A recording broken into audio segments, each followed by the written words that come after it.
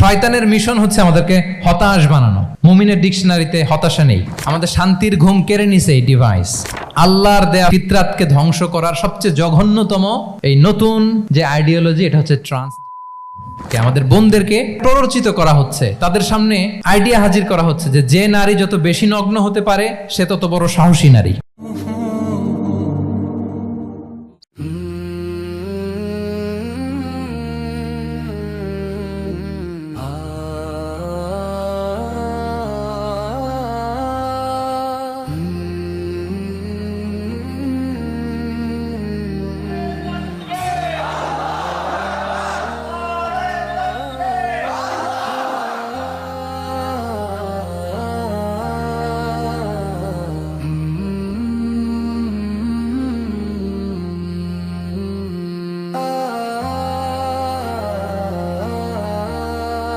আসসালামু আলাইকুম রহমতুল্লাহি ওয়া বারাকাতুহু।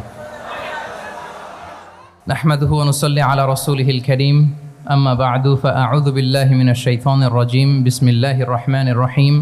আল ইয়াওমা আকমালতু লাকুম দীনাকুম ওয়া আতমামতু আলাইকুম নি'মাতি ওয়া রাদিতু লাকুমুল ইসলাম দীনা।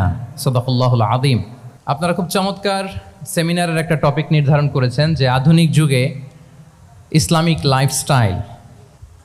শুরুতে আমি ইসলামিক লাইফস্টাইল বলতে আসলে কি বোঝায় এই আইডিয়াটাকে, কনসেপ্টটাকে ক্লিয়ার করে আমি আমার মূল আলোচনায় যাব ইনশাআল্লাহ বিইذনিল্লাহ। খুব সহজে যদি বলি, ইসলামিক লাইফস্টাইল হচ্ছে যে লাইফস্টাইল কোরআন সুন্নাহ থেকে উৎসারিত এবং যে লাইফস্টাইল হচ্ছে এন্ডোর্সড বাই ইসলাম, যে লাইফস্টাইল আমাদের প্রিয় নবী মুহাম্মদুর রাসূলুল্লাহ সাল্লাল্লাহু আলাইহি ওয়া আলিহি ওয়াসাল্লাম তিনি নিজে লিড করে দেখিয়েছেন আমাদেরকে। এটাই হচ্ছে ইসলামিক লাইফস্টাইল। আই রিপিট, যে লাইফস্টাইল কোরআন সুন্নাহ থেকে উৎসারিত, যেই লাইফস্টাইলকে ইসলাম এন্ডোর্সড করে এবং যে লাইফস্টাইল আল্লাহ রাসূল সাল্লাল্লাহু আলাইহি ওয়া আলিহি ওয়াসাল্লাম আমাদেরকে তিনি লিড করে দেখিয়েছেন। এটা একটা কমপ্লিট প্যাকেজ, একটা হোলিস্টিক প্রজেক্ট। এখানে কাটছাট করার সুযোগ নেই, মানে পিক অ্যান্ড চুজ করার সুযোগ নেই। আমার পুরো জীবনটাকেই ইসলামে অনুশাসন দিয়ে যদি আমরা পরিচালিত করি, ইসলামের ছাঁচে যদি সাজাই, সেটা হবে ইসলামিক লাইফস্টাইল। এখানে পিক অ্যান্ড চুজের কোনো সুযোগ নাই। মানে মুসলিম হইলে পার্ট টাইম মুসলিম হওয়া যায় না, ফুল টাইম মুসলিম হইতে হয়। মানে জীবনের প্রতিটা অঙ্গনে ইসলামকে আমাদের প্র্যাকটিস করতে হবে, কারণ আমরা জানি ইসলাম মানে হচ্ছে complete submission, to the order of Allah, to the wish of Allah. কোনো যদি, কিন্তু, তবে ছাড়া আল্লাহর আদেশের সামনে নিজেকে উজাড় করে দেওয়ার নাম হচ্ছে ইসলাম। আই রিপিট, আমি আবারও বলছি, কোনো যদি, কিন্তু, তবে ছাড়া আল্লাহর অর্ডারের সামনে নিজেকে সঁপে দেওয়ার নাম কি? ইসলাম। সবাই বলুন তো, আল্লাহর আদেশের সামনে কোনো যদি, কিন্তু, তবে ছাড়া নিজেকে সাবমিট করা, এই সাবমিসিভ অ্যাটিটিউডের নাম কি? সবাই বলুন তো। তাহলে আপনি পিক অ্যান্ড চুজ করতে পারবেন না যে এটা আমার ভাল লাগে, এটা আমার সাথে যায়, সো আমি এটা নিলাম, এটা আমার সাথে যায় না, সো এটা থেকে আমি দূরে থাকলাম। তাইলে এটা ইসলামিক লাইফস্টাইল হলো না। এই কনসেপ্টটা কি ক্লিয়ার সবার কাছে? এটা একটা total package, it's a total project, it's a holistic programme. আপনি আপনার সুবিধা মতো এখানে কাটছাট করতে পারবেন না, নিলে পুরোটাই নিতে হবে। তো আমরা অনেকে আবার কাটছাট করি নিজের মন মতো। তাদেরকে উদ্দেশ্য করে আল্লাহ তাআলা বলছেন, আফাতুমিনুনা বিবা'দিল কিতাবি ওয়া তাকফুরুনা বিবা'দ। তোমরা কি আল্লাহর কিতাবের কিছু অংশ মানো আর কিছু অংশ তোমরা অস্বীকার করো? এটা তোমাদের পলিসি? জেনে রেখো, ওয়ার্নিং দিচ্ছেন যে তোমাদের পলিসি যদি এইটা হয়, তাহলে এই দুনিয়াতে আছে তোমাদের জন্য লাঞ্ছনা, আর আখিরাতে তোমাদেরকে শাস্তির মুখোমুখি হতে হবে। তাহলে কাটছাট করার সুযোগ নেই। আমরা যেটা করি, নামাজ, রোজা, হজ, জাকাতের মতো এই যে আনুষ্ঠানিক ইবাদতগুলো, এগুলোতে আমরা ইসলামকে খুব মানি, ইসলামের অনুশাসন মানি।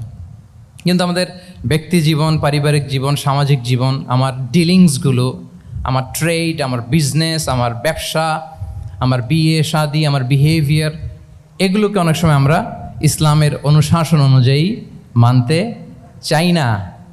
এগুলোর ক্ষেত্রে আমরা অনেক সময় ইসলামের অনুগামী হই না। এইখানে একটা ঝামেলা রয়ে গেছে আমাদের। কিন্তু মূল কথা হচ্ছে, আপনি ইসলামকে মানলে দ্য টোটাল প্যাকেজ আপনাকে মানতে হবে। এখানে কাটছাট করার কোনো সুযোগ আছে বলেন তো? আওয়াজ করে বলেন, কোন কাটছাটের সুযোগ কি আছে? না, কারণ কমপ্লিট প্যাকেজ, কমপ্লিট প্যাকেজ। জীবনের প্রতিটি অঙ্গনকে ইসলামের অনুশাসন দিয়ে সাজানো, বা জীবনের প্রতিটি অঙ্গনে ইসলামকে অনুশীলন করার নামই হচ্ছে ইসলামিক লাইফস্টাইল। মূলত ইসলামই একটা lifestyle. Islam is not merely a set of beliefs and rituals, rather it's a lifestyle. Islam নিজেই একটা lifestyle that emphasises justice, spirituality, integrity and modesty. আপনি যদি নিতে চান আপনাকে পুরোটাই নিতে হবে, তাহলে কাটসাট করার সুযোগ নেই। এটা হচ্ছে প্রথম, the first and foremost reminder tonight, যে ইসলাম একটা টোটাল প্যাকেজ, একটা কমপ্লিট প্রোগ্রাম, একটা হোলিস্টিক প্রোগ্রাম। এখানে পিক অ্যান্ড চুজ করতে পারবো না আমরা। আপনি যদি আমাকে ইসলামী লাইফস্টাইলের উপরেই সেমিনারে কথা বলতে বলেন, I must say you have to take the entire package, পুরোটাই আপনাকে নিতে হবে। এই আইডিয়াটা ক্লিয়ার হয়েছে আমাদের সবার কাছে? সবার কাছে ক্লিয়ার তো? তাহলে পিক অ্যান্ড চুজ করবো নাকি? শুনি নাই সবার কাছ থেকে। পিক অ্যান্ড চুজ করা যাবে? কাটসাট করা যাবে? কিছু কিছু রুলস অ্যান্ড রেগুলেশন আমার খুব ভালো লাগে, আমার জন্য খুব সুবিধা হয়, ওইটা নিলাম, বাকিগুলা কাটসাট করে দিলাম। তার মানে সহজভাবে পার্ট টাইম মুসলিম হওয়ার কোনো সুযোগ নেই, হলে ফুল টাইম হতে হবে। কাস্টমাইজড ইসলামের কোনো সুযোগ নেই, টোটাল প্যাকেজটাকে আমার অ্যাডাপ্ট করতে হবে। এটা হচ্ছে ইসলামিক লাইফস্টাইল। তো আজকের এই সেমিনারে আমি কিছু ট্রেটস বা the core values of Islamic lifestyle আপনাদের সাথে শেয়ার করবার চেষ্টা করব, যাতে করে ব্যাপারটা আরও ক্রিস্টাল ক্লিয়ার হয় যে আসলে what is Islamic lifestyle all about. আসলে এটা কি, কিভাবে এটা আমরা অ্যাডাপ্ট করব, কিভাবে এটার সাথে নিজেকে খাপ খাওয়াবো, কিভাবে এটা আমরা প্র্যাকটিস করব। তাহলে প্রাথমিক কথা অলরেডি ডান, যে কাটসাট আমরা করব না, পিক অ্যান্ড চুজ করবো না, টোটাল প্রোগ্রামটাই আমরা নেওয়ার চেষ্টা করব। তো এখন আমরা কিছু কোর ভ্যালিউজের কথা বলবো, যেগুলো দিয়ে ইসলামিক লাইফস্টাইলের মূল ধরনটা আমাদের কাছে ক্লিয়ার হবে। ইসলামিক লাইফস্টাইলের কথা যদি আমাদেরকে বলতে হয়, প্রথম যেই ট্রেট, যে ক্যারেক্টারিস্টিক্স বা ভ্যালিউর কথা আমাকে বলতে হবে, সেটা হচ্ছে the concept of halal and haram. If there is no halal and haram, there is no Islamic lifestyle, for sure I am telling you. যদি হালাল হারাম না থাকে, এটা যদি আমরা মেনটেন না করি, এটা কোশ্চিন কালো ইসলামিক লাইফস্টাইল হবে না। আপনাকে হারাম থেকে যোজন যোজন দূরে থাকতে হবে, আর হালাল দিয়ে জীবনটাকে সাজাতে হবে। কারণ যেখানেই হালাল সেখানেই বারাকা। আই রিপিট, আমি আবারও বলছি, যেখানেই হালাল সেটার মধ্যে কি হারামে কোনো বারাকা আছে? হারামে আছে অস্থিরতা, সাময়িক উন্মাদনা, এর ভেতরে বারাকা নাই। হালালের ভেতরে আল্লাহ তাআলা বারাকা ঢুকিয়ে দিয়েছেন। আচ্ছা আপনারা বলুন তো, গরুর গোশত খাওয়া এটা হালাল না হারাম? হালাল। কুকুরের গোশত খাওয়া হালাল না হারাম? আচ্ছা, গরু বছরে বাচ্চা দেয় কয়টা? গাভী? আচ্ছা একটা। কুকুর দেয় কয়টা? কয়টা? 7টা, 8টা, 10টা? ফ্যামিলি প্ল্যানিং নাই তো? দেদারসে দিচ্ছে।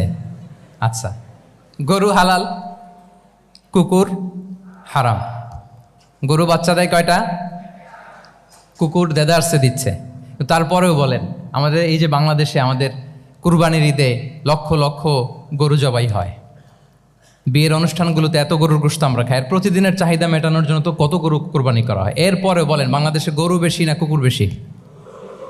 সবাই বলেন, গরু বেশি না কুকুর বেশি? কারণ কি? হালাল। কারণ কি?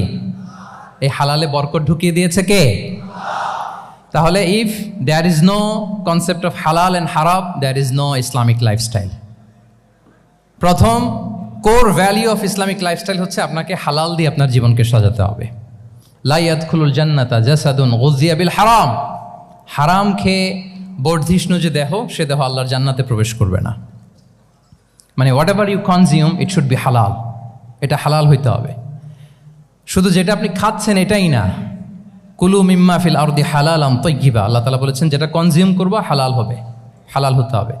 তো এটা শুধু এত ন্যারো কনসেপ্ট না, আপনার জীবনের সবটাই হালাল হতে হবে। ইউর ফুড শুড বি হালাল, ইউর ড্রিঙ্ক শুড বি হালাল, ইউর ইনকাম শুড বি হালাল, ইউর ফ্যাশন শুড বি হালাল, ইউর এন্টারটেইনমেন্ট শুড বি হালাল। সব কিছু হালাল হইতে হবে।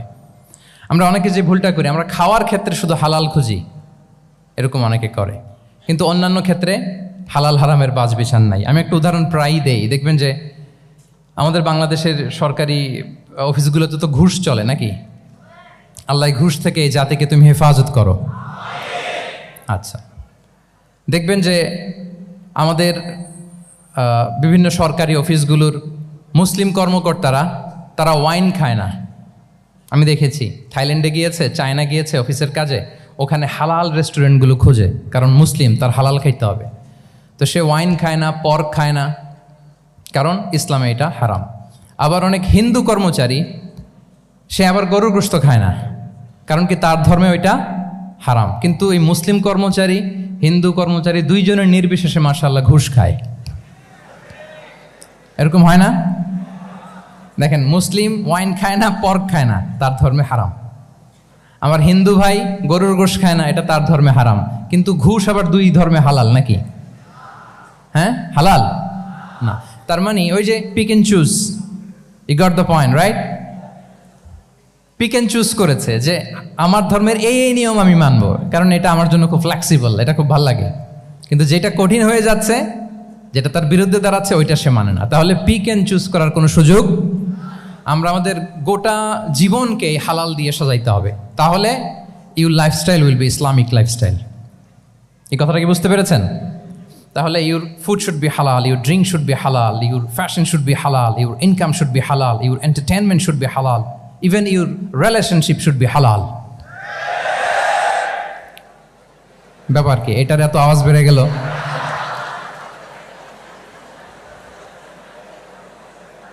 এটা কমন পড়ে গেছে নাকি? আচ্ছা বলেন, হালাল রিলেশনশিপ কোনটা বলেন?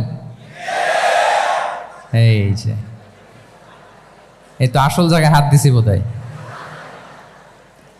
আমাদের শিক্ষার্থী বন্ধুদের মধ্যে বিবাহিত আছি আমরা? হ্যাঁ, কারা কারা আছি দেখি তো।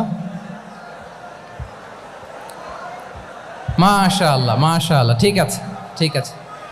আমাদের বোনরা উপরে আছেন, মাশাআল্লাহ, অনেকে হাত তুলেছেন, আলহামদুলিল্লাহ। এই তো আমাদের যারা হাত তুলছেন তাদের জন্য একটা তাকবীর দেই আমরা, আল্লাহু আকবার। এই যে আপনারাই বলেছেন, আমার কোনো লিগ্যাল অপিনিয়ন দেওয়ার প্রয়োজন হচ্ছে না, যে হালাল রিলেশনশিপ হচ্ছে বিয়ে। তাহলে বিয়ের বাইরে যদি আমার কোনো রিলেশনশিপ থাকে, হালাল না হারাম? ফতোয়া দিচ্ছে কে? আমি? আপনারাই দিচ্ছেন। বলেন, বিবাহ পরবর্তী কোনো যদি এক্সট্রা ম্যারিটাল রিলেশনশিপ থাকে, এটা ইসলামে হালাল না হারাম? তাইলে pre marriage relationship, after marriage relationship, এটা শরীয়তে হারাম। তো এই হারাম যদি আমি এই হারামের সাথে যদি নিজেকে জুড়ে দেই, তাহলে আমার লাইফস্টাইল এটা ইসলামিক লাইফস্টাইল হতে পারে না। আমরা বিয়ের মতো পবিত্র বন্ধনের মধ্য দিয়ে আমরা আমাদের দাম্পত্য জীবনকে উপভোগ করব। আল্লাহ তৌফিক দান করুক। এই যে অনেকে হাত তুলে ফেলছে, মাশাআল্লাহ, তার মানে সেকেন্ড ইয়ারে আছে, ফার্স্ট ইয়ারে আছে, থার্ড ইয়ারে আছে, আলহামদুলিল্লাহ, হালাল রিলেশনশিপে তারা গিয়েছে, মাশাআল্লাহ। তাহলে হালাল এন্ড হারামের ব্যাপারে যদি আমরা বলি, আমাদের পুরো জীবনের প্রতিটি অঙ্গন আমরা হালাল দিয়ে সাজাবো। কি বলেন? পারা যাবে তো ইনশাআল্লাহ? হারামের সাথে আমাদের কোনো সম্পর্ক আছে? হ্যাঁ, আমরা সবকিছু হালাল দিয়ে সাজাবো তো?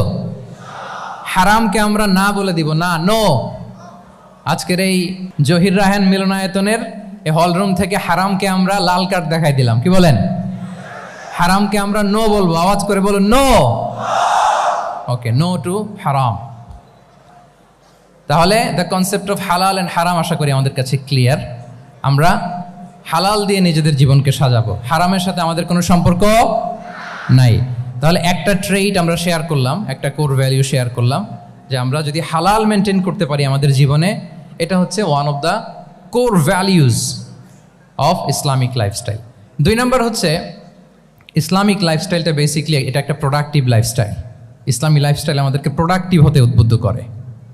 আপনার দিন শুরু হবে অনেক সকালে, প্রোডাক্টিভিটি নিয়ে অনেক লম্বা আলোচনা করা যেতে পারে। আমি ছোট্ট একটা পয়েন্ট যদি আজকের এ হলরুমের শেয়ার করি প্রোডাক্টিভিটি নিয়ে, যে ইসলামিক লাইফস্টাইল হচ্ছে আপনি একেবারে সকাল সকাল আপনার দিন শুরু করবেন। Early to bed and early to rise makes a man healthy wealthy.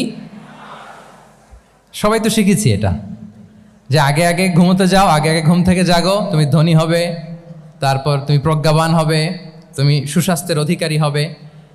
এটা হচ্ছে ইসলামিক লাইফস্টাইলের একটা কোর ভ্যালিউ। সকাল সকাল দিন শুরু করা, মানে সানরাইজের আগে আমার সকাল শুরু হবে। কাজী নজরুলের যে কবিতা, সূর্যি মামা জাগার আগে উঠবো আমি জেগে, পড়েছি আমরা সবাই, কিন্তু হয়তো মানা হয় না। তো এই যে সকাল সকাল ঘুম থেকে ওঠা, এটা যদি আপনার মধ্যে না থাকে, এটা ইসলামিক লাইফস্টাইল হতে পারে না। You must be a morning person. সকাল সকাল উঠতে হবে। আপনার সময় এমনভাবে মেনটেন করবেন আপনি যে সকাল সকাল ফজরের পর থেকে আপনি অ্যাক্টিভ। তার মানে you have to wake up early, you have to sleep early. একজন মর্নিং পারসন যদি না হন, এটা ইসলামিক লাইফস্টাইল হবে না। এর কারণ আল্লাহ রাসূল সাল্লাল্লাহু আলাইহি ওয়া আলিহি ওয়াসাল্লাম আমাদেরকে সকালে জেগে থাকার ব্যাপারে ইন্সপায়ার করেছেন এবং তিনি দোয়া করেছেন এই উম্মার জন্য স্পেশালি, যে এই সময়টা এটা ফুল অফ বারাকা, ফুল অফ ব্লেসিংস।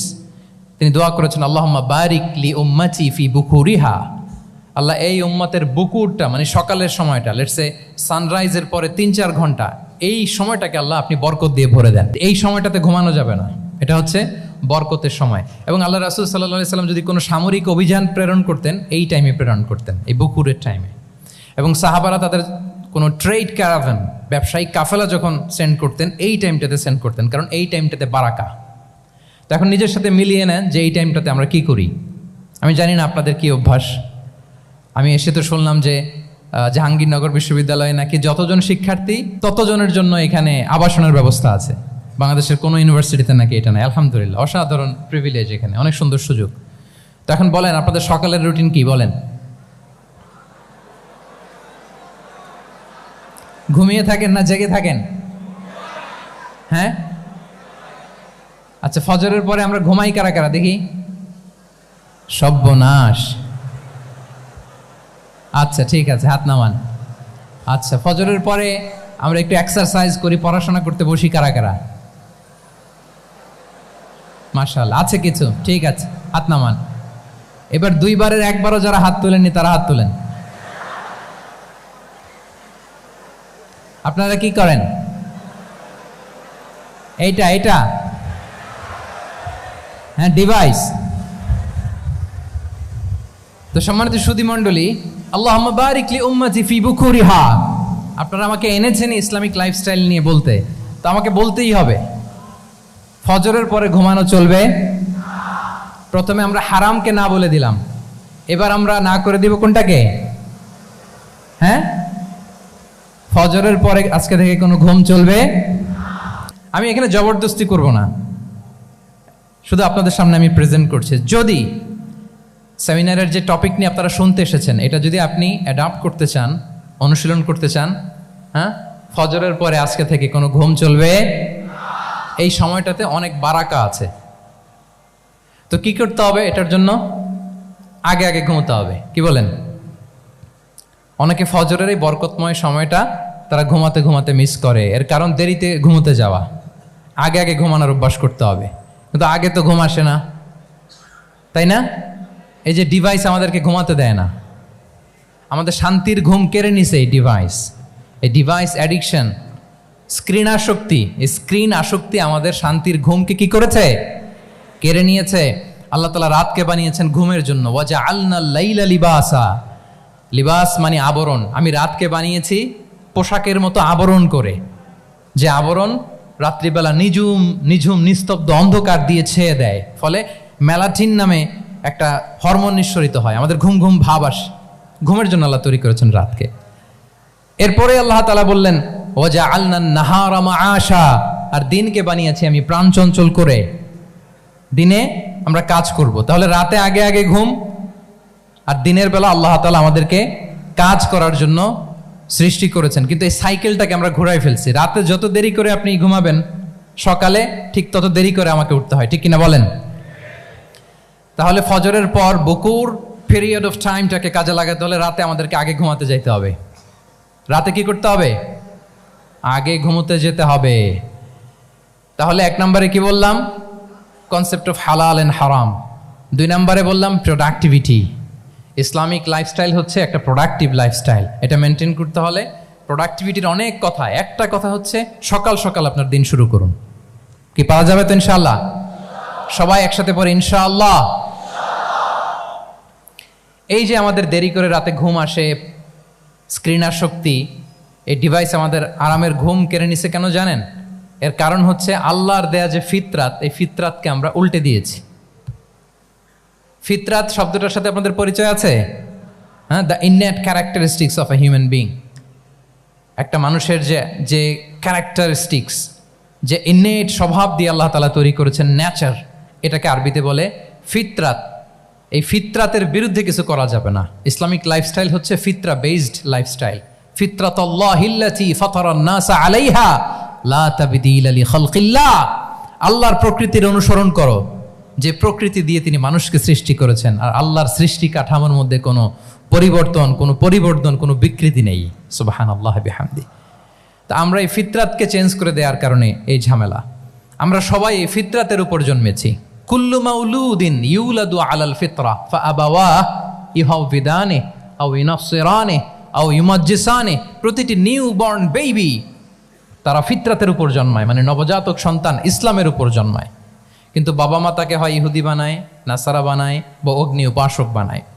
তাহলে এই যে ফিতরাত, আল্লাহর দেয়া ফিতরাতকে যখন আমরা চেঞ্জ করেছি, আমাদের জীবন থেকে বারাকা উঠে গিয়েছে।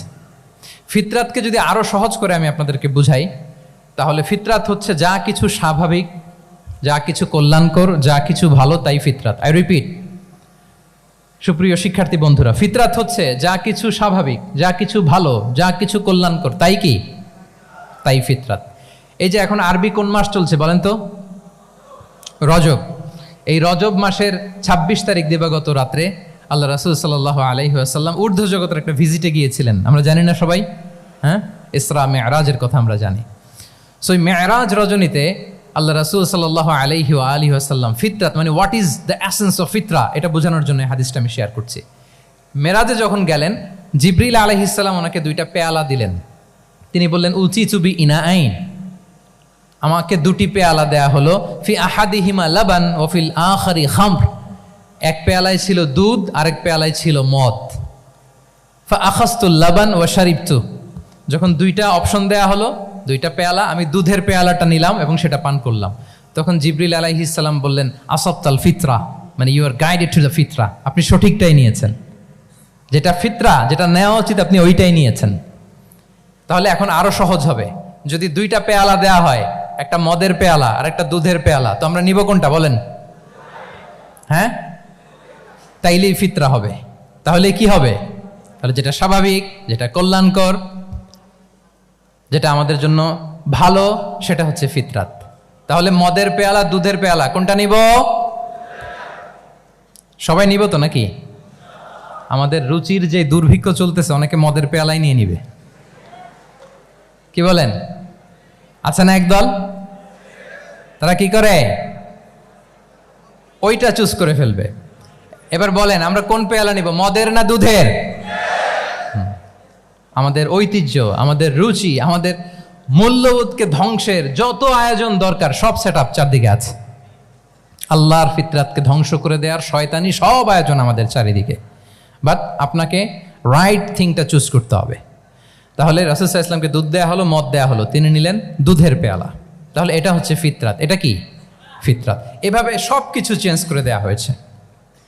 সব কিছু, আমাদের লাইফস্টাইল চেঞ্জ করে দেয়া হয়েছে, আমাদের ফুড হ্যাবিট চেঞ্জ করে দেয়া হয়েছে, আমাদের খাদ্যাভ্যাসের মধ্যে পরিবর্তন। দেখবেন যে এখন আমরা যা খাই, আগে কিন্তু এটা খাইতাম না।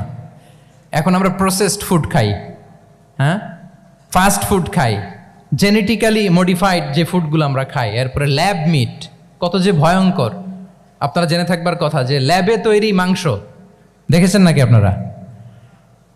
প্রাকৃতিক মাংসের কোনো ছিটে ফোটা নেই, কিন্তু এটা গরুর মাংস হয়ে গেছে, ওইটা মানুষ খাচ্ছে। মানে আমাদের লাইফস্টাইলও করাপ্টেড, আমাদের ফুড হ্যাবিটও করাপ্টেড, আমাদের স্লিপিং সাইকেলটা করাপ্টেড, সব কিছু করাপ্ট করে দেওয়া হচ্ছে। এবং এটার প্রভাব পড়েছে আমাদের শিশুদের মধ্যেও। দেখবেন যে শিশুরা সবজি খেতে চায় না। আমার তো 2 মেয়ে আছে, আমি তো দেখি বাসায়, বা অনেকের কমপ্লেনগুলো আমরা শুনি। আমাদের এখনকার বাচ্চাদেরকে ভেজিটেবলস দিলে খায় না, মাছ দিলে খায় না, অর্গানিক ভালো ভালো খাবার দিলে শাকসবজি খায় না। কি খাবে জানেন? সচেস খায়, সচেস, হটডগ খায়। হ্যাঁ, ওই যে আপনি অর্ডার দিয়ে বার্গার এনে দিবেন, পিৎজা এনে দিবেন, ওইটা খাবে।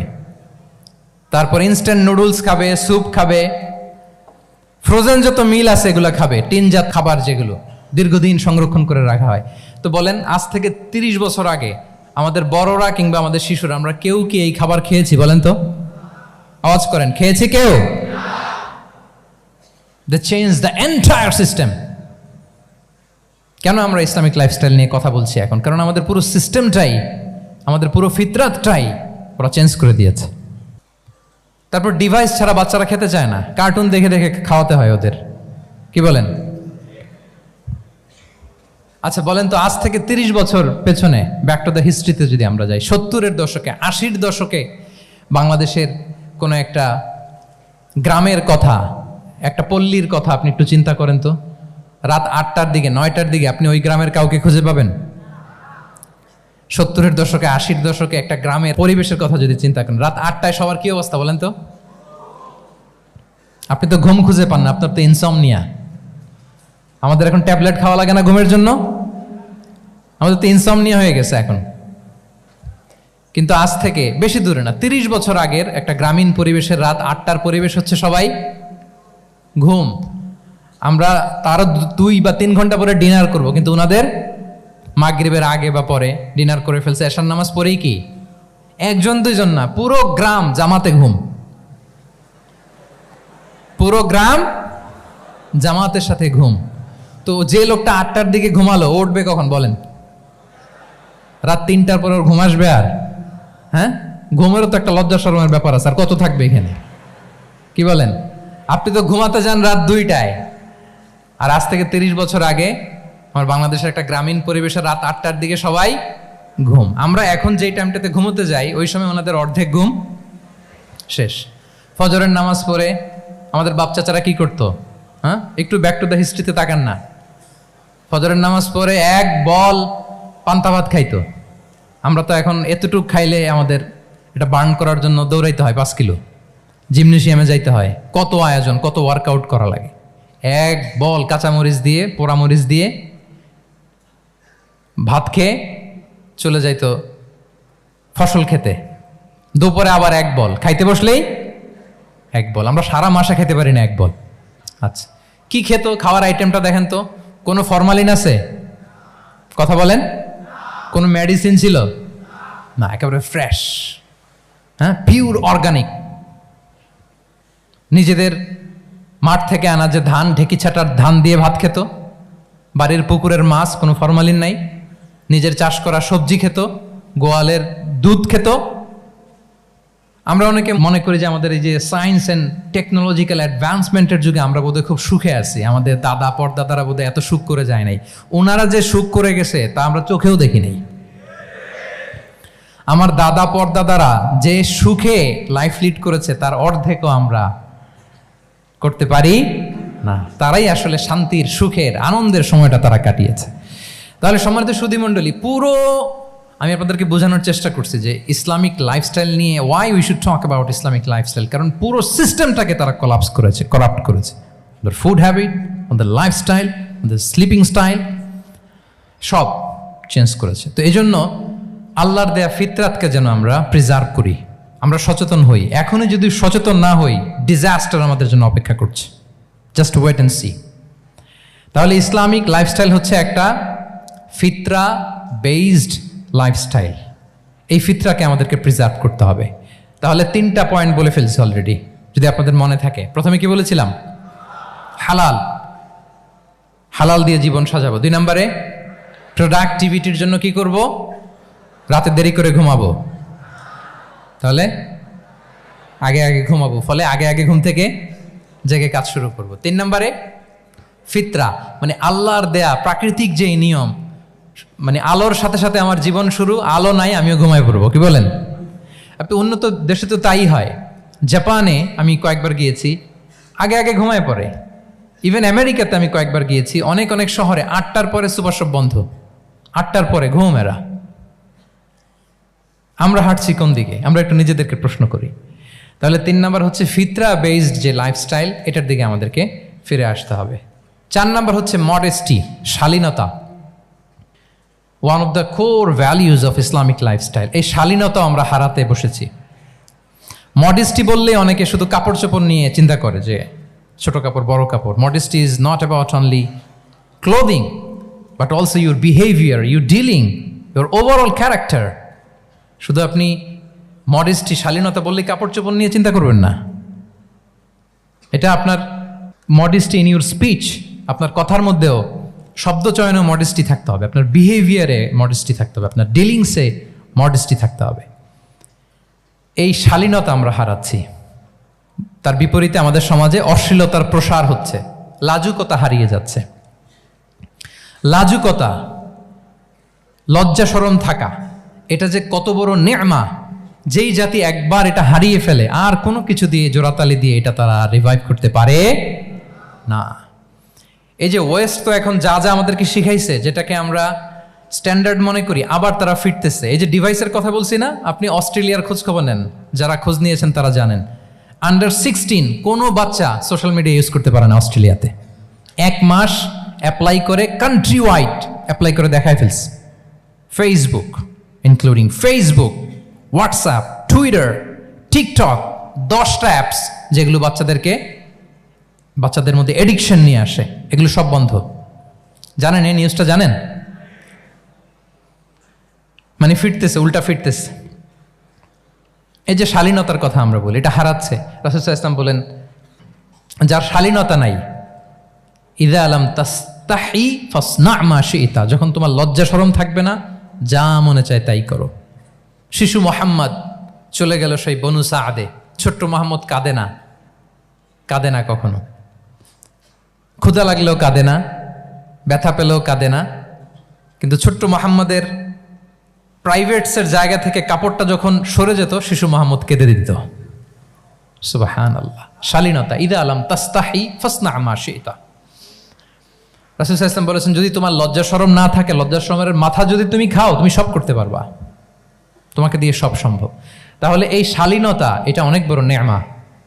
সম্মানিত বন্ধুরা, আজকে দিনকে দিন আমাদের সমাজ থেকে শালীনতা হারিয়ে যাচ্ছে, লাজুকতা হারিয়ে যাচ্ছে, নারী পুরুষ উভয় দিক থেকে। বিশেষ করে আমাদের বোনদেরকে টার্গেট করা হয়েছে, নারীদেরকে, আমাদের বোনদেরকে, তাদেরকে প্ররোচিত করা হচ্ছে, তাদের সামনে আইডিয়া হাজির করা হচ্ছে যে নারী যত বেশি নগ্ন হতে পারে সে তত বড় সাহসী নারী।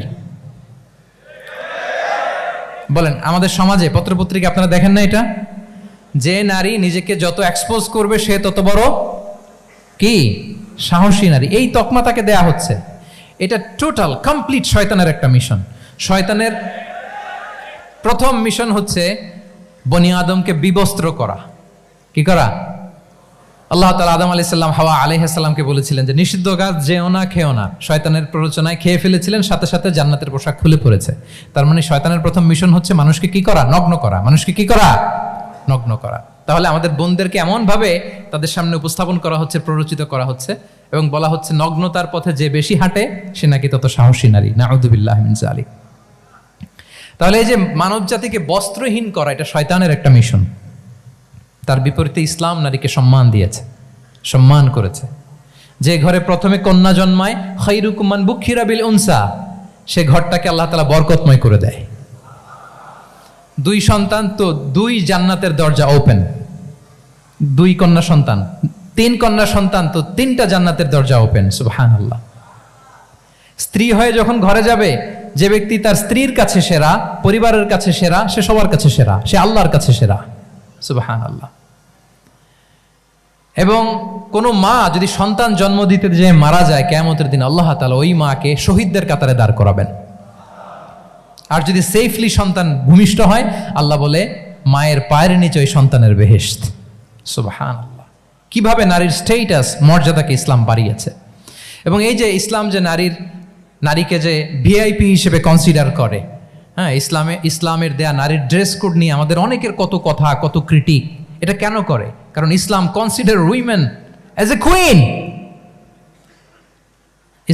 ইসলাম তো নারীকে রানী হিসেবে কনসিডার করে। কি হিসেবে বলেন? আচ্ছা বলেন, যে কুইন হবে, যে রানী হবে, তার একটা স্পেশাল ড্রেস কোড থাকবে না? তার একটা স্পেশাল প্রোটোকল থাকবে না? রানীর সাথে কি যা মনে চায় তা করা যায়, দেখা করা যায়, তার কাছে যাওয়া যায়? আল্লাহু আকবার। কারণ ইসলাম চায় নারীদের জন্য পৃথিবীটা নিরাপদ হোক। ইসলাম চায় নিজ গৃহে বা কর্মক্ষেত্রে নারীরা নিরাপদ থাক। ইসলামের যত ভ্যালিউজ আছে, যত রুলস এন্ড রেগুলেশন আছে, এটা আমাদের ভালোর জন্য, মানব জাতির কল্যাণের জন্য। তাহলে এই অশ্লীলতা থেকে আমাদের যোজন যোজন দূরে থাকতে হবে। If you talk about Islamic lifestyle, আমাদেরকে শালীনতা, মডেস্টি ফিরিয়ে আনতে হবে। You have to maintain modesty. আমি যদি আরো ডিপে যাই, দেখেন এই যে প্রত্যেকের হাতে এক একটা করে পর্ন হাব হয়ে গেছে এখন, হয়েছে না? পর্নোগ্রাফির সয়লাভ, বিকৃত যৌনাচারের সয়লাভ, এখন নতুন নামে নতুন মোড়কে এলজিবিটি আমাদের সমাজে নানা মোড়কে আমাদের সামনে উপস্থাপন করা হচ্ছে। শুনেছেন না এগুলো? আপনারা নাম শুনেছেন? এই যে ট্রান্স নাম শুনছেন না? নিজের দেহ কাটাকাটি করে দিব্যি পুরুষ, 4 সন্তানের বাবা, এখন হঠাৎ করে বলে যে আমি মনে মনে নারী, তো সোসাইটি যেন আমাকে নারী স্বীকৃতি দেয়। বায়োলজিক্যালি দিব্যি নারী, 3 সন্তানের মা, এখন বলে যে এখন আমি মনে মনে ভাবতেছি পুরুষ, তো আমাকে পুরুষ হিসেবে তুমি কনসিডার করো। আল্লাহর দেয়া ফিতরাত, এই যে বলছি উল্টায় ফেলতেছে, এই ফিতরাতকে ধ্বংস করার সবচেয়ে জঘন্যতম এই নতুন যেটা বাজারজাত করা হচ্ছে যে আইডিওলজি, এটা হচ্ছে ট্রান্সজেন্ডারিজম। অধিকারের মোড়কে, তাও আসতেছে কিভাবে? কিসের মোড়কে বলেন তো? রাইটসের কথা বলে, যেটা একটা রাইটস। এজন্য সম্মানিত সুধীমণ্ডলী, শালীনতার কোনো বিকল্প নেই। If you want to take care of yourself, if you want to take care of your family, your society, you have to maintain modesty. কোনো বিকল্প নেই, সাবধান হইতে হবে আমাদেরকে। তাহলে 4 নম্বরে কি? শালীনতা, মডেস্টি। শালীনতা হচ্ছে ইসলামিক লাইফস্টাইলের ভূষণ। এখন পরিকল্পিতভাবে এই শালীনতার কবর রচনা করা হচ্ছে আমাদের সমাজে। আপনারা কি রাগ করতেছেন? কথা ক্লিয়ারলি বুঝতে পারতেছেন? আমি যদি রয়ে শয়ে কথা বলি তা বুঝতে পারবেন আপনারা? ক্লিয়ারলি মেসেজগুলো আমি আপনাদের সামনে পৌঁছে দিচ্ছি। তাহলে কয়টা গেল? 4টা। হালাল, প্রোডাক্টিভিটি, প্রিজার্ভিং ফিতরা, অ্যান্ড ফাইনালি মডেস্টি। 4টা কাভার। 5 নম্বরে হচ্ছে ইসলামিক লাইফস্টাইল যদি আমরা মেনটেন করি, we must have to be optimistic, hopeful, আশাবাদী হইতে হবে। মুমিনের ডিকশনারিতে হতাশা নেই, আমরা হতাশ হই না, আমরা নিরাশ হই না, আমরা ভরসা রাখি এক মহান সত্তার উপর। আওয়াজ করে বলুন, তিনি কে? শয়তানের মিশন হচ্ছে আমাদেরকে হতাশ বানানো। আমি স্টেজে ওঠার আগে সম্মানিত স্যার বলতেছিলেন যে আপনি একটু আশাবাদী করবেন আমাদের নারী শিক্ষার্থীদের ব্যাপারে, আমাদের ছেলে শিক্ষার্থীদের ব্যাপারে। কয়েকটা ইস্যু স্যার বললেন যে কিছু ফ্রাস্ট্রেশন তাদের মধ্যে কাজ করে। আজকে আপনাদের ডিকশনারি থেকে ফ্রাস্ট্রেশনকে একেবারে অমিট করে দিয়ে যাব। বলেন, বিশ্বাসীদের ডিকশনারিতে হতাশা বলে কোনো শব্দ আছে? ফ্রাস্ট্রেশন আছে? কারণ শয়তানের মিশন হচ্ছে আমাদেরকে হতাশ বানানো। কি বানানো? শয়তান আমাদেরকে আশাবাদী করতে চায় না, সে চায় আমরা যেন হতাশ হই। আমি ভুল করেছি, পাপ করেছি, অন্যায় করেছি, তো শয়তান সেই পাপের সাগরে আমাকে হাবুডুবু খাওয়াতে চায়, বলে আর অনেক ভুল হয়ে গেছে, অনেক দূর তুই চলে এসেছিস, আর আল্লাহ তোকে ক্ষমা করবে না, থাক এখানেই থাক, করতে থাক। এরকম শয়তান টেম্পটেশন দেয়, প্রভোকেশন করে। কিন্তু শয়তান জানে না যে আল্লাহর রহমতের দরিয়া কত বড়। শয়তানের মিশন হচ্ছে আমাদেরকে হতাশ বানানো, আর আল্লাহর বাণী আমাদের হৃদয়ে আশা জাগায়, আশাবাদী করে তোলে। আল্লাহর এই কিতাবের, কোরআনের প্রতিটি আয়াতে পরতে পরতে পাবেন আপনি মোটিভেশন, ইন্সপিরেশন। আল্লাহু আকবার। লা তাহজান ইন্নাল্লাহা মা'ানা। মনকে তুমি বুঝিয়ে বলো আল্লাহ আছেন আমার সাথে। জাহাঙ্গীরনগর বিশ্ববিদ্যালয়ের আমার সুপ্রিয় শিক্ষার্থী বন্ধুরা, এই বাক্যটি নিজের জীবনের জন্য, নিজের জীবনের সাথে সেট করে নেন। মনকে তুমি বুঝিয়ে বলো আল্লাহ আছেন আমার সাথে। বিপদে আপদে, আমাদের লাইফে আপস এন্ড ডাউনস থাকে, সব মুহূর্তে আমরা এই কথাটা খেয়াল করব যে কেউ যদি আমাকে হেল্প করার জন্য নাও থাকে, এক মহান সত্তা আছে, তিনি কে? আল্লাহ রাসূল সাল্লাল্লাহু আলাইহি ওয়াসাল্লাম, আবু বকর রাদিয়াল্লাহু তাআলা আনহু গারে সাউরে হিজরতের রাতে লুকিয়ে আছেন। কুরাইশরা খুঁজতেছে, আবু বকর রাদিয়াল্লাহু তাআলা আনহু তটস্থ, না জানি ধরা পড়ে যায়। তিনি বলছেন, কুরাইশরা আমাদের এত পাশ দিয়ে যাচ্ছে, একটু মাথা নিচু করলে দেখে ফেলবে আমাদের। রাসূল সাল্লাল্লাহু আলাইহি ওয়াসাল্লাম বললেন যে ভয় পেও না। আবু বকর, তুমি কি ভেবেছো আমরা এখানে গুহাতে 2 জন? না না, এই গুহায় আমরা 2 জন নই, আমাদের সাথে একজন মহান সত্তা আছে। তিনি কে? আমরা 3 জন এখানে। লা তাহজান ইন্নাল্লাহা মা'ানা। ভয় পেও না, হতাশ হয়ো না, নিশ্চয় আল্লাহ আমাদের সাথে আছেন। আল্লাহ তাআলা সরাসরি কথাটাকে কোরআনে কোট করেছেন যে লা তাহজান ইন্নাল্লাহা মা'ানা। তাহলে সুপ্রিয় বন্ধুরা, এই বাক্যটা আমাদের খেয়াল রাখতে হবে যাদের মধ্যে ফ্রাস্ট্রেশন কাজ করে, যে মনকে তুমি বুঝিয়ে বলো কে আছেন আমার সাথে? আল্লাহ আছেন। আমার সাথে। এরকম কোরআনের পরতে পরতে অনেক আয়াত পাবেন। লা তাইয়াসু মির রাউহিল্লাহ ইন্নাহু লা ইয়াইয়াসু মির রাউহিল্লাহি ইল্লাল কওমুল কাফিরুন। আল্লাহর রহম থেকে নিরাশ হয়ো না। কাফিররা ছাড়া কেউ আল্লাহর রহম থেকে নিরাশ হয়। আমি আপনি আমাদের জীবনে কত ভুল করেছি, কত অন্যায় করেছি, কতটাই বা পাপ করেছি। মনে রাখবেন, আমাদের পাপ যত বড় হোক, আল্লাহর রহমতের দরিয়া তার চাইতেও বড়। ইন্না মা'আল উসরি ইউসরা ফাইন্না মা'আল উসরি ইউসরা and verily with every hardship there is an ease. প্রত্যেক কষ্টের পরেই থাকে স্বস্তি। এই বাক্যগুলো কি আপনাকে মোটিভেশন দেয় না? এই কথাগুলো কি আপনাকে চাঙ্গা করে না? আপনার জীবনে ইন্সপিরেশন হয়ে আসে না এই কথাগুলো? ওয়ালা তাহিনু ওয়ালা তাহজানু ওয়া আনতুমুল আ'লাউনা ইন কুনতুম মুমিনিন। চিন্তা করো না, হতাশ হয়ো না, তোমাদেরই বিজয় হবে যদি তোমরা মুমিন হও। আল্লাহু আকবার। তাহলে আপস এন্ড ডাউনস থাকবে, এবং মুমিন জীবনে তো হতাশা থাকবেই না। কারণ আমার জীবনে যদি কোনো কষ্টের ঘটনা ঘটে, এটার জন্য আমি রিওয়ার্ড পাবো। আমি যদি অসুস্থ হই, আমার প্রত্যেক অসুস্থতার কারণে আমার পাপ মোচন হয়। সুবহানাল্লাহ পড়েন। আপনার জ্বর হয়েছে, এই জ্বরের কারণে আল্লাহ আপনার গুনাহ মাফ করবেন। আপনি ব্যথা পেয়েছেন, অসুস্থ হয়েছেন, আল্লাহ তাআলা গুনাহ মাফ করে দিবে। তাহলে হতাশার কোনো সুযোগ আছে বলেন? না, মুমিন জীবনে হতাশার কোনো সুযোগ নেই। রাসূল সাল্লাল্লাহু আলাইহি ওয়াসাল্লাম বলেন, মা ইউসিবুল মুসলিমা মিন নাসাব ওয়ালা ওয়াসাব ওয়ালা হাম্মিন ওয়ালা হুজনিন ওয়ালা আযান ওয়ালা গাম্মিন হাত্তা শাওকাতি ইউশাকুহা ইল্লা কাফারাল্লাহু বিহা মিন খাতায়া। মুমিন জীবনে যত ব্যথা, কষ্ট, দুঃখ, এমনকি ফল পাড়তে যে গাছের কাটার খোঁচা যদি খান, রাসূল সাল্লাল্লাহু আলাইহি ওয়াসাল্লাম বলেন ওই খোঁচার ব্যথার কারণে আল্লাহ তোমার গুনাহ মাফ করে দেয়। কেউ অসুস্থ হয়ে রাসূল সাল্লাল্লাহু আলাইহি ওয়াসাল্লামের কাছে আসলে রাসূল সাল্লাল্লাহু আলাইহি ওয়াসাল্লাম কি বলতেন জানেন? কেউ জানেন? লা বাস আলাইক তুহুরুন ইনশাআল্লাহ। তিনি বলতেন, আরে don't worry about it, it will cleanse up your scenes. ভয় পেও না, আরে এই অসুস্থতা, এটার কারণে আল্লাহ তোমার গুনাহ মাফ করে দিবে।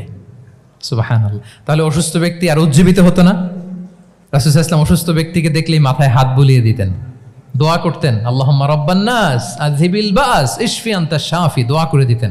আর বলতেন, আরে ভয় পেও না, এই অসুস্থতা তোমার গুনাহ মাফ করে দিচ্ছে। তাহলে অসুস্থতার মধ্যেও তারা উজ্জীবিত হতো। আমরা মানুষকে আশাবাদী করব, ভয় দেখাবো না। অসুস্থ মানুষকে ভিজিট করতে গেলে আপনারা কি করেন? ভয় দেখান নাকি? না, আশাবাদী করবেন। বলবেন যে আরে কি অসুস্থতা, আপনার দেখে অনেক সুস্থ লাগতেছে, বলতে পারবেন না? কিন্তু আমরা কি করি? কেউ অসুস্থ হইলে ওই অসুস্থতায় সবচেয়ে কষ্ট পেয়ে যে মারা গেছে তার হিস্ট্রি বলা শুরু করি। এরকম করে না অনেকে? ধরেন যে একজন ক্যান্সারের পেশেন্টকে দেখতে গেছেন, এইবার যে আপনার কোন খালা ক্যান্সারে কিভাবে ধুকে ধুকে মরছিল, ওই হিস্ট্রি আপনি বয়ান দিতে শুরু করছেন। বেচারা বাঁচবে?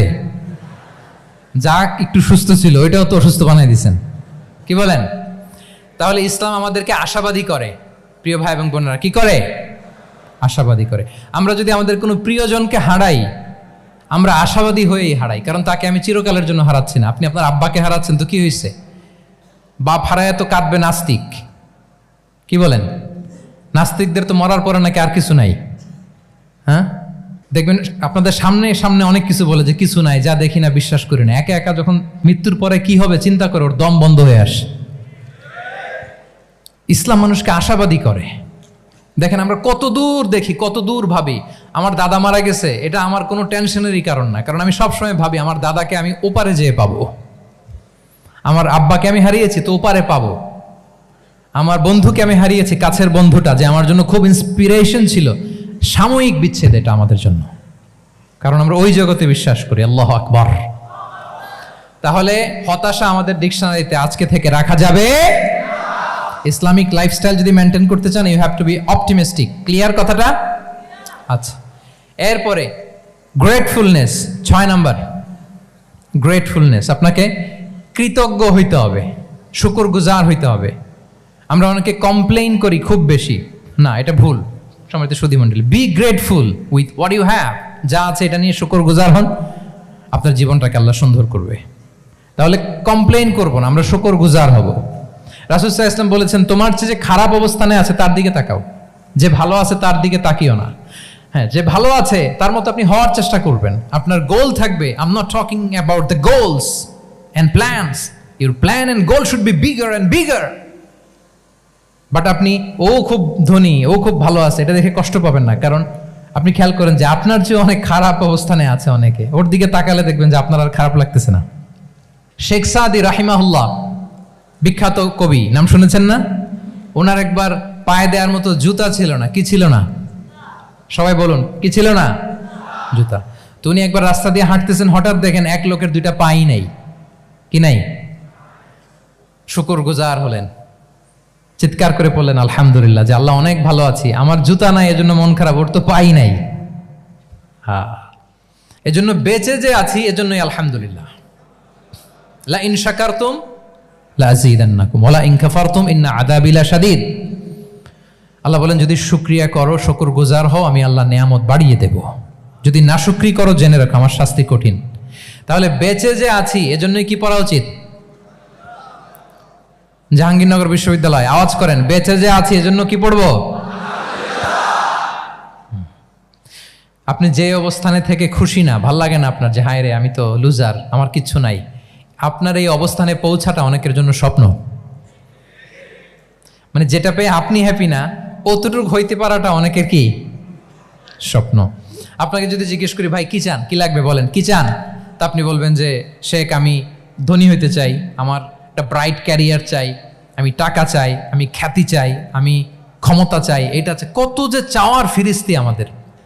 আপনি একটু একটা ক্যান্সার হসপিটালে জানতো, ক্যান্সারের 3rd স্টেজে চলে আসছে, ধুকে ধুকে লাস্ট স্টেজে চলে আসছে। আপনার তো অনেক কিছু চাই, আপনি ওকে একটু জিজ্ঞেস করেন যে ভাই আপনি কি চান?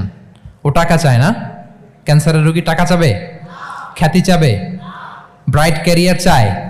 সে কি চায় বলেন তো একটু? সে একটু বাঁচতে চায়। যে ভাই তুমি কি চাও? বলবে আমি কিছু চাই না, একটু বাঁচতে চাই।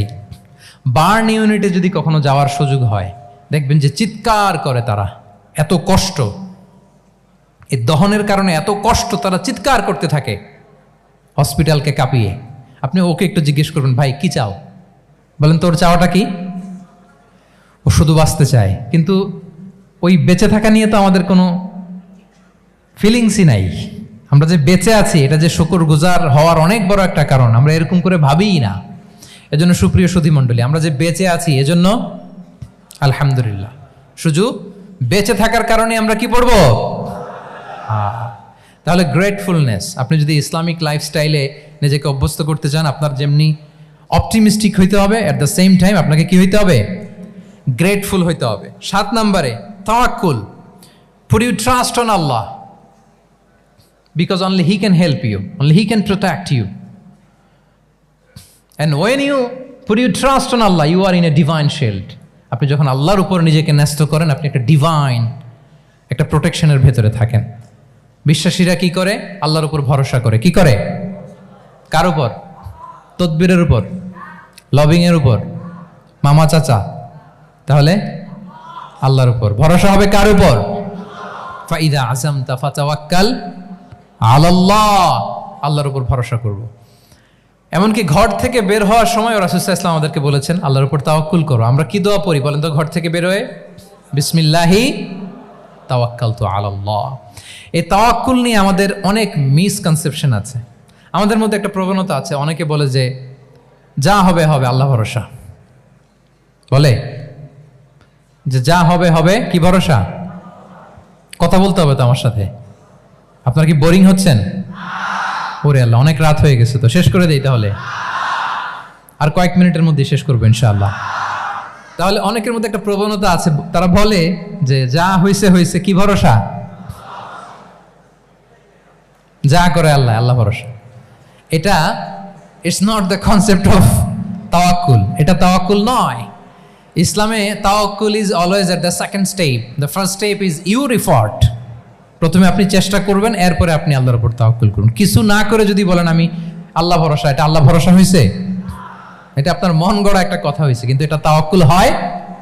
আমাদের অনেকে অলসতা, অকর্মণ্যতা, অপারগতা, হীনমন্যতা এগুলোর তাওয়াক্কুল বানায় ফেলাইছে। হাত গুটায় বসে থাকবে, কাজ করবে না, অলস, আর বলে কি আল্লাহ ভরসা। রিজিকের মালিক আল্লাহ, কিছু করবে না আর বলে আল্লাহ ভরসা। প্রিয় ভাইরা, রাসূল সাল্লাল্লাহু আলাইহি ওয়াসাল্লাম তিনি অলসতা, অকর্মণ্যতা, হীনমন্যতা, কাপুরুষতা, ভীরুতা এগুলো থেকে আল্লাহর কাছে পানাহ চেয়েছেন। নিজের সাধ্যের সবটুকুন তিনি করেছেন, তারপরে আল্লাহ ভরসা করেছেন। এবং পাখিকে ইসলামে তাওয়াক্কুলের মডেল বানানো হয়েছে। রাসূল সাল্লাল্লাহু আলাইহি ওয়াসাল্লাম বলেন, লাউ আন্নাকুম তাতাওয়াক্কালুনা আলাল্লাহি হাক্কা তাওয়াক্কুলিহি লা রাযাকাকুম কামা ইয়ারযুকুত তুয়ুর তাগদু খিমাসান ওয়া তারুহু বিতানান। মানে তোমরা যদি পাখির মতো তাওয়াক্কুল করো, তাহলে পাখিকে আল্লাহ যেমন রিজিক দেয় তোমাদেরকেও রিজিক দিবে। পাখি কি করে বলেন তো? প্রতিদিন সকালবেলায় ওর ঘরের ভিতরে বসে বলে যে আল্লাহ ভরসা, বলে বরঞ্চ কি করে সে সকাল সকাল কিচির মিচির রবে দিক দিগন্ত মাতিয়ে সে বের হয়ে যায়, সারাদিন ঘুরতে থাকে। তাহলে খালি পেটে সকালবেলায় পাখিগুলো বের হয়ে যায়, আকাশে বাতাসে ছুটে বেড়ায়, আর বিকেল বেলায় ওদর পূর্তি করে প্রতিটা পাখিকে তার নিড়ে ফিরিয়ে দেয় কে?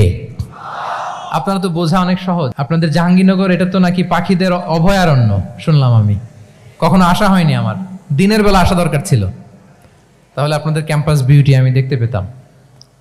তো পাখি কিন্তু বসে থাকে না, সকালে কি করে?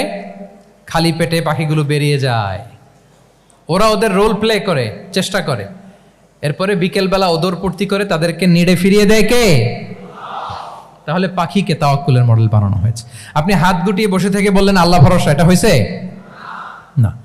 আপনি আপনার সর্বোচ্চটুকুন চেষ্টা করবেন, সব করার পরে এরপরে আপনি বলবেন আল্লাহ ভরসা। তাহলে তাওয়াক্কুল হলো প্রথমে যে কোনো জিনিস অ্যাচিভ করার জন্য পরিকল্পনা করা, তারপর সে পরিকল্পনা বাস্তবায়নের উপায় বের করা, তারপর বিভিন্ন উপায় উপকরণের সাহায্য নিয়ে সেটা অ্যাচিভ করার জন্য প্রাণান্তকর প্রচেষ্টা চালিয়ে যাওয়া, অবশেষে ফলাফলের জন্য কার উপর নির্ভর করা। দিস ইজ কল্ড তাওয়াক্কুল। এখন আমি কিছুই করলাম না, বললাম যে যা করে আল্লাহ, তাওয়াক্কুল হয়েছে তো না? আমাদের সমাজে দুইটা ধারণা, কেউ কেউ বলে আরে আমি তো সব করব, তাওয়াক্কুলের দরকার কি? Absolutely wrong. আবার অনেকে মনে করে আল্লাহই সব করে দিবে, এটাও absolutely wrong. The concept of Islam is in between this two extreme lines. এই দুইটার মাঝখানে হচ্ছে তাওয়াক্কুল। তাহলে তাওয়াক্কুলের মেকানিজম হচ্ছে আমার সাধ্যের সবটুকুন আমি করব, তারপরে আল্লাহ সাহায্য আসবে, সেজন্য আমি তাওয়াক্কুল করব। আপনারা মূসা আলাইহিস সালামের ঘটনা জানেন। উনি যখন বনী ইসরায়েলকে নিয়ে লোহিত সাগরের সামনে আসলেন, ফেরাউন তার সৈন্য নিয়ে ধাওয়া করলো, আল্লাহ তাআলা সাথে সাথে কি রাস্তা বানাই দিলেন নাকি? সাগরের মাঝখানে না। আল্লাহ বললেন আনিদ্রিব বিআসাকাল বাহর, লাঠি দিয়ে একটা বাড়ি মারো সাগরে। মূসা আলাইহিস সালাম বাড়ি না মারলে তো আল্লাহ রাস্তা বানাতে পারতেন না, না পারতেন না? পারতেন, কিন্তু এটা তাওয়াক্কুলের মেকানিজম নয়। ওনাকে বলেছেন বাড়ি মারো, উনি লাঠি দিয়ে বাড়ি মারলেন, বিশাল রাস্তা হয়ে গেল। মারিয়াম আলাইহিস সালাম যখন ঈসা আলাইহিস সালামকে ডেলিভারি করলেন, ক্লান্ত শ্রান্ত ক্ষুধার্ত, কি খাবেন? আল্লাহ তাআলা বললেন ওয়াহুজ্জি ইলাইকি বিজিযইন নাখলাতি তুসাকিত আলাইকি রুতাবান জানিয়া, মানে ম্যারি মানে মারিয়াম, একটু কষ্ট করে উঁচু হয়ে পাশে একটা খেজুর গাছ আছে, ওটা ডাল ধরে টান দাও, টসটসে পাকা খেজুর পড়বে নিচে, ওটা খাও। উনি টান না দিলে আল্লাহ এমনি অটোমেটিক্যালি পাঠাতে পারতেন না খেজুর? আল্লাহ পাঠাননি। তাহলে এই পৃথিবীর সিস্টেম হচ্ছে আপনাকে কষ্ট করতে হবে, আপনার রোলটা আপনাকে প্লে করতে হবে। ইসলামে তাওয়াক্কুল is always at the second step, the first step is your effort. আপনাকে চেষ্টা করতে হবে, তারপরে আপনি তাওয়াক্কুল করবেন, তাহলে এটা প্রপার তাওয়াক্কুল হবে। তাহলে এখন থেকে হাত গুটিয়ে বসে থেকে আল্লাহ ভরসা বলবেন? বলবেন? আমরা এটা ভুল করে ফেলি, আমরা এটা ভুল করে ফেলি। রাসূল সাল্লাল্লাহু আলাইহি ওয়াসাল্লাম, ওনার কাছে আল্লাহ সাহায্য আসতো, জিবরিল আলাইহিস সালামও আসতো, তারপরেও কখনো তিনি নিজের ভাগ্য আল্লাহর হাতে ছেড়ে দিতেন না। আমাদের মতো যা করে আল্লাহ, আল্লাহ ভরসা বলে কখনো নিজের ভাগ্য আল্লাহর হাতে ছেড়ে দিতেন, বরং নিজের সাধ্যের সবটুকুন দিয়ে তিনি চেষ্টা করতেন, তারপর তিনি ভরসা করতেন কার উপর? আপনি হিজরতের ঘটনাটা দেখেন। আল্লাহ যেদিন বললেন যে আজ রাতেই তুমি আর আবু বকর হিজরত করো, রাসূল সাল্লাল্লাহু আলাইহি ওয়াসাল্লাম ওই দিন দুপুরবেলা আবু বকর রাদিয়াল্লাহু তাআলা আনহুর ঘরে গেলেন। তিনি কখনো দুপুরবেলা বেরোন না, তিনি কখনো মাস্ক পরে বেরোতেন না। সেদিন তিনি মাস্ক পরে বেরোলেন, খারাজা মুতাকান্নিয়ান, মুখ ঢেকে বেরোলেন। আবু বকর রাদিয়াল্লাহু তাআলা আনহুর ঘরে যেয়ে বলেন, আবু বকর আখরিজ মান ফিল বাইত, ঘরে যারা আছে বের করে দাও, প্রাইভেট আলাপ আছে। আবু বকর রাদিয়াল্লাহু তাআলা আনহু বললেন, ইয়া রাসূলুল্লাহ, আসমা আর আয়েশা একজন তো আপনার পরিবার, আর একজন তার বোন, আমরাই তো, বলেন। রাসূল সাল্লাল্লাহু আলাইহি ওয়াসাল্লাম আশ্বস্ত হলেন, বললেন যে আজ রাতেই আমরা হিজরত করব, আজ রাতেই। মক্কা থেকে মদিনা হচ্ছে উত্তর দিকে, কোন দিকে? আপার নর্থ। তিনি মক্কা থেকে মদিনায় হিজরত করবেন উত্তরে, কিন্তু তিনি বের হলেন দক্ষিণ দিক দিয়ে শত্রুর চোখে ধুলি দেওয়ার জন্য। দেখেন, দিনের বেলা বেরোলেন না, রাতে বেরোলেন। দেখেন, একটার পর একটা প্রিকশন। দুপুরে বেরোলেন, চেহারা ঢেকে বেরোলেন, প্রাইভেসি মেনটেন করলেন। ডেস্টিনেশন এদিকে, বের হলেন এই দিক দিয়ে, সবার চোখের অন্তরালে তিনি বের হলেন। এবং তিনি আবু বকর রাদিয়াল্লাহু তাআলা আনহুকে বললেন, সবাই যেই পথে মদিনা যায় আমরা কিন্তু ওই পথে যাব না, ক্যারাভানগুলো যেই পথে যায় ওই পথে না, সাওয়াহিলি একটা আনইউজুয়াল রুট ধরে আমরা যাব, সাগরের পার ঘেঁষে ঘেঁষে, যাতে ওরা বুঝতে না পারে। এই জন্য আবু বকর রাদিয়াল্লাহু তাআলা আনহু একজনকে ভাড়া করলেন, আব্দুল্লাহ ইবনে উরাইকেত নামে, যে আনইউজুয়াল রাউটটা চিনে, যে সাগরের পাশ ঘেঁষে চলে যাওয়া পথ দিয়ে মক্কা থেকে রাসূল সাল্লাল্লাহু আলাইহি ওয়াসাল্লামকে মদিনায় পৌঁছায় দেবে। 2টা ওট তিনি 2 মাস ধরে এটাকে নার্চারিং করে রাখলেন। 3 দিন আবু বকর রাদিয়াল্লাহু তাআলা আনহু এবং রাসূল সাল্লাল্লাহু আলাইহি ওয়াসাল্লাম গারে সাউরে অবস্থান করলেন 3 দিন, যাতে করে বুঝতে পারেন যে মক্কায় তাদের ব্যাপারে কি বলা হয়। এবং আবু বকর রাদিয়াল্লাহু তাআলা আনহুর ছোট্ট ছেলে আব্দুল্লাহকে অ্যাসাইন করা হলো যে, আব্দুল্লাহ, তুমি তো ছোট মানুষ, তুমি প্রতিদিন মক্কার বাজারে যেয়ে শুনবা যে আমাদের ব্যাপারে কুরাইশরা কি বলে। নিশ্চয়ই তারা তন্ন তন্ন হয়ে আমাদেরকে খুঁজবে, না পেয়ে ওরা কি কি পলিসি নেয় এটা এসে আমাদেরকে জানাবা। সুবহানাল্লাহ। ছোট্ট আব্দুল্লাহ মক্কার বাজারে কে কি বলে শুনে গোয়েন্দার মতো করে, স্পাইয়ের মতো করে সে তথ্যগুলো নিয়ে, খাবার নিয়ে গারে সাউরে প্রতিদিন ইনফরমেশন পাস করে আসতো, আবার খাবার দিয়ে আসতো। আচ্ছা বলেন তো, এই ছোট্ট আব্দুল্লাহ যেই পথে যায়, মরুভূমির উপরে তার ফুটপ্রিন্ট আছে না, আব্দুল্লাহর ফুটপ্রিন্ট। তো কোরাইশরা তো তন্ন তন্ন হয়ে রাসূল সাল্লাল্লাহু আলাইহি ওয়াসাল্লামকে খুঁজতেছে, ডানে বায়ে, সামনে পেছনে, সব জায়গায়। তারা যদি আব্দুল্লাহর ছোট্ট পায়ের ছাপ পায় আর সেটাই যদি ফলো করে, তাহলে ডিরেক্টলি তারা কোথায় যেয়ে পৌঁছবে? রাসূল সাল্লাল্লাহু আলাইহি ওয়াসাল্লামের কাছে, গারে সাউরে। আল্লাহ রাসূল সাল্লাল্লাহু আলাইহি ওয়াসাল্লাম কি করলেন? আবু বকর রাদিয়াল্লাহু তাআলা আনহু কি করলেন? আমির ইবনে ফুহায়রা নামে আরেকটা লোককে অ্যাসাইন করলেন, যে 3 দিনের জন্য আব্দুল্লাহ যখন তথ্য নিয়ে খাবার দিয়ে চলে যাবে, আমির ইবনে ফুহায়রা, তোমার কাজ হচ্ছে যেই পথ দিয়ে আব্দুল্লাহ হেঁটেছে এই পথ দিয়ে তুমি আমাদের ছাগলগুলোকে একটু চড়াই দিবা। তাহলে ওখানে ওই বাচ্চার আর ফুটপ্রিন্ট থাকবে না, ওই ছাগলগুলোর পায়ের ছাপ থাকবে।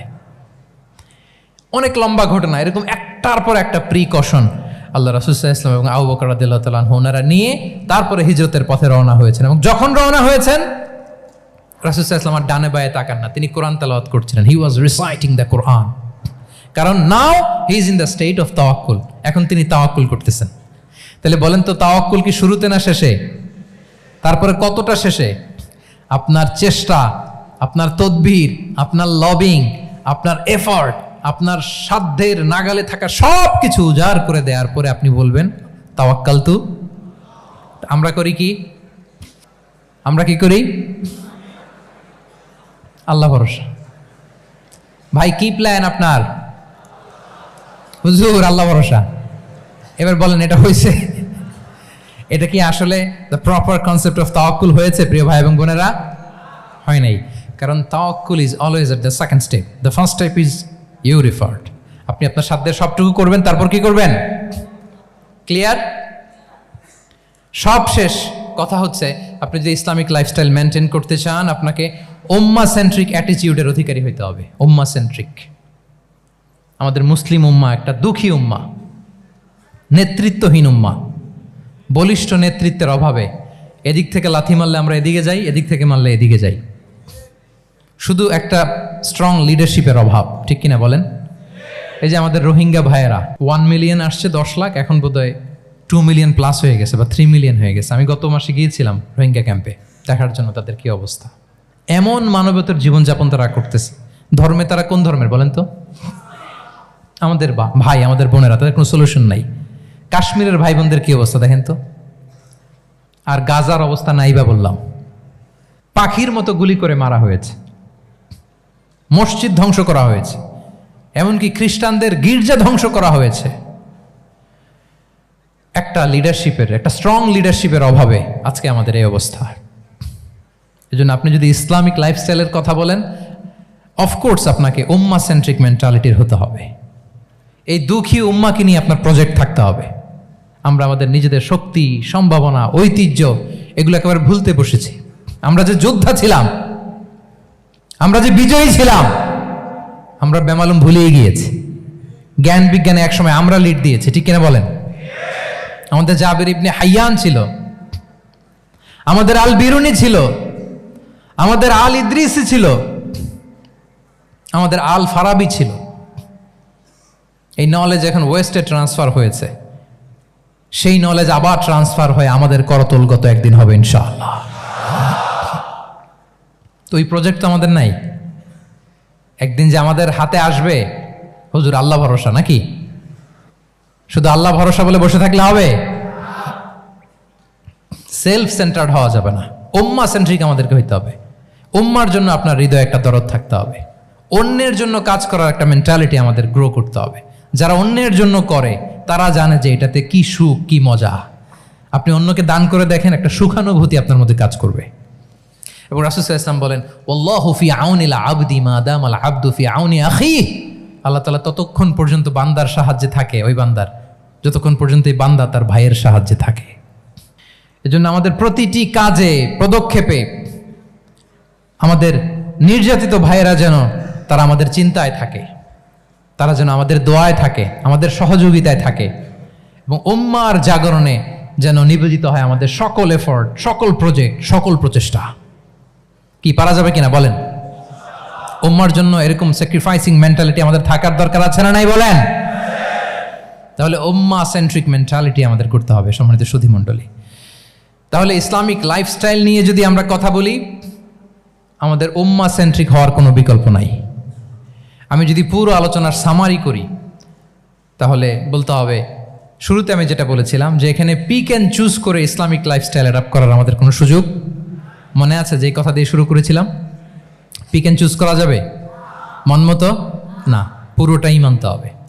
এবং 8টা, মোস্ট লাইকলি 8টা core values of Islamic lifestyle আমি আপনাদের সাথে শেয়ার করেছি।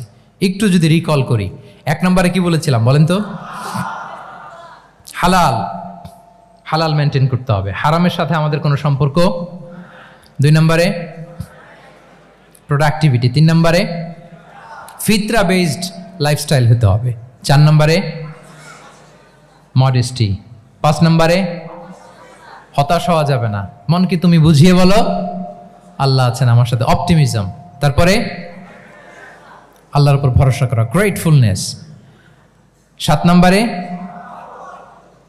কোনো কিছু না করে, হ্যাঁ, সব কিছু করার পরে, মাশাআল্লাহ, অ্যাবসলিউটলি রাইট আনসার। সব কিছু আমার সাধ্যের সবটুকুন করার পরে কি করব? কার উপর তাওয়াক্কুল করব? এবং আমরা উম্মাহ সেন্ট্রিক চিন্তা লালন করব, উম্মাহ কেন্দ্রিক। পারা যাবে তো? এই কোর ভ্যালিউজগুলো যদি আপনি মেনটেন করেন, this would be the Islamic lifestyle. সম্মানিত সুধী, ইসলাম আমাদেরকে যে লাইফস্টাইল প্রেসক্রাইব করেছে, সেই প্রেসক্রাইব লাইফস্টাইলই আমাদেরকে সাবস্ক্রাইব করতে হবে। এর বাইরে মুসলিমের কোনো লাইফস্টাইল থাকতে পারে? এর বাইরে অন্য কোনো লাইফস্টাইল আল্লাহর কাছে গ্রহণযোগ্য হতে পারে? আল্লাহ তাআলা আমাদের সবাইকে কথাগুলো বোঝার ও আমল করার তৌফিক দান করুন। সম্মানিত সুধী মণ্ডলী, আমি আবারও পাঠশালাকে শুকরিয়া জানাই, বিশ্ববিদ্যালয় কর্তৃপক্ষকে শুকরিয়া জানাই, এবং দীর্ঘ 1 ঘন্টারও বেশি সময় ধরে আপনারা যারা এই লম্বা আধুনিক যুগে ইসলামিক লাইফস্টাইল শিরোনামের এই সেমিনারে অংশগ্রহণ করলেন, আপনাদের সবাইকে আবারও প্রাণ ঢালার শুভেচ্ছা এবং অভিনন্দন জানিয়ে আমার আলোচনা এখানেই আমি শেষ করছি। হাযা মা ইনদি ওয়াল ইলমু ইনদাল্লাহি আলাইহি তাওয়াক্কালতু ওয়া ইলাইহি উনীব। ওয়াসসালামু আলাইকুম ওয়া রাহমাতুল্লাহি ওয়া বারাকাতুহু।